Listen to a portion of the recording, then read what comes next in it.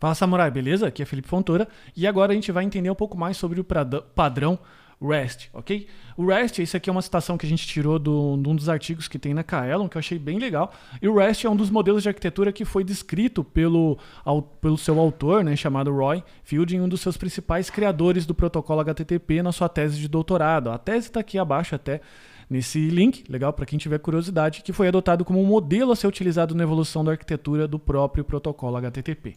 Legal? Então o REST, na verdade, ele pode ser considerado como um conjunto de princípios. Então isso que precisa ficar bem claro na sua mente, que quando aplicado de uma maneira legal, uma maneira correta, ele pode evoluir aí e tornar a sua aplicação bem mais acessível e fácil de ser utilizado.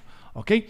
Então a primeira coisa que você precisa entender, que é um dos conceitos que está contido aí dentro do REST, são os recursos. Então assim, toda aplicação ela gerencia algumas informações. Uma aplicação de uma loja virtual, por exemplo, gerencia os produtos, clientes, vendas, fornecedores e assim sucessivamente. Essas coisas que uma aplicação gerencia, eles são chamados de recursos no modelo REST. Então até aquilo que a gente havia chamado de rota, beleza? São na verdade recursos que eles são acessíveis, aliás, pelas suas respectivas rotas, pelas suas respectivas URLs, legal? Como que a gente identifica esses recursos? Um recurso nada mais é do que um domínio da informação a qual ele gerencia. Por isso, a gente sempre deve dar um nome a um recurso, né? Então, por exemplo, a gente tem um recurso aqui chamado cliente, a qual a gente vai colocar aqui ele numa rota chamada customers, legal? E essas rotas, elas devem ser no formato de URL amigável. Como assim? Todos os recursos de uma API devem estar representados por URLs amigáveis, sem ficar utilizando muito código. Então, assim, uma das coisas que eu mais utilizo aí é a representação do próprio recurso na própria URL. Então, se eu estou falando de clientes, lá a URL vai ser clientes. Ações, né? Então, como a gente já entendeu, utilizando alguns exemplos anteriores, o padrão REST ele tem ações, né, que são intenções de você realizar alguma coisa, que a gente utiliza os próprios métodos HTTP para representar uma intenção de ação. Ou seja, as intenções são as intenções clássicas, como por exemplo, listar, incluir, atualizar ou apagar. Legal? Então, essas intenções, como eu já comentei, elas podem ser representadas pelos métodos HTTP. Então a gente tem ali o primeiro, que quando a gente chama o /customers, ele lista todos os recursos. Que recursos? Os clientes, né? Então já fica bem claro ali. A gente tem o próprio método também get, só que com uma rota diferente, agora com /1, por exemplo, que serve para listar um recurso específico, ou então o post customers, que cria um novo recurso. Quando eu dou um put no /1, por exemplo, num recurso existente, ele atualiza, ou se eu quero apagar, no /1 também ele exclui um recurso existente. Bacana?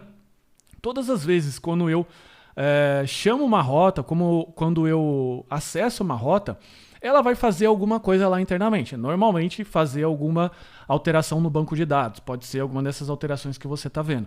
Portanto, ela deve sempre retornar um código HTTP para representar o que aconteceu do outro lado. Basicamente, então, ele deve retornar alguma coisa que indica sucesso e erro. Legal? Esses códigos aqui, eles devem seguir a seguinte semântica. Todos os códigos começados com 200 significa que a requisição ela foi processada com sucesso. 300 indica que uma ação a ser tomada para a requisição possa ser concluída. 400, qualquer erro que começa com 400 indica erro na requisição causado pelo cliente, e os erros 500 indica que a requisição ela não foi concluída devido a erros ocorridos no servidor ou então no seu próprio programa. Legal? Para facilitar aqui a sua vida e tornar ela um pouco mais fácil de entender, eu criei aqui uma tabela, legal? Essa tabela está no mesmo artigo que eu já comentei, que ela coloca aqui o código, o que é da descrição e o que significa. Então, por exemplo, quando a sua API retorna 200, significa que está tudo ok, e as requisições get, put, delete foram executadas com sucesso. Uma outra situação é que quando eu executo uma rota de criação, quando eu dou um post para um recurso, então em requisições posts, quando um novo recurso é criado com sucesso. Então é interessante você retornar a 201. Então isso daqui são exemplos de código. Por exemplo, eu tentei acessar uma rota que eu não tenho acesso, exige autorização. Então eu retorno um erro 401, que são requisições que exigem uma autenticação e que os dados não foram fornecidos.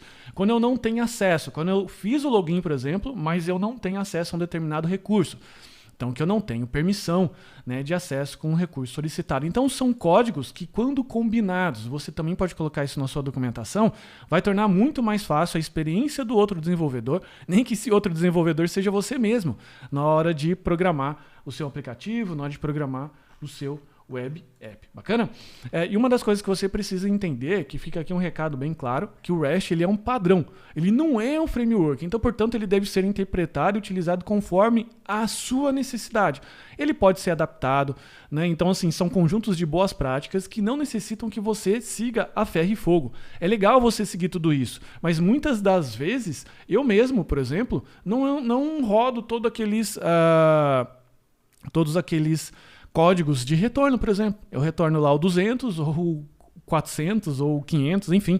Mas é interessante? Sim, mas é por isso que então fica o recado que ele é um padrão, é uma sugestão, são boas práticas e não um framework, legal? Então agora a partir dessa aula a gente vai utilizar esse conhecimento conceitual aqui do que é o REST, do que são as boas práticas, para a gente começar a criar o nosso primeiro CRUD, aquele CRUD ainda bem rudimentar, e ao longo do tempo a gente vai começar a integrar esse CRUD com banco de dados, a gente vai colocar autenticação e a gente vai fazer mais algumas coisas legais de se fazer aí, bacana?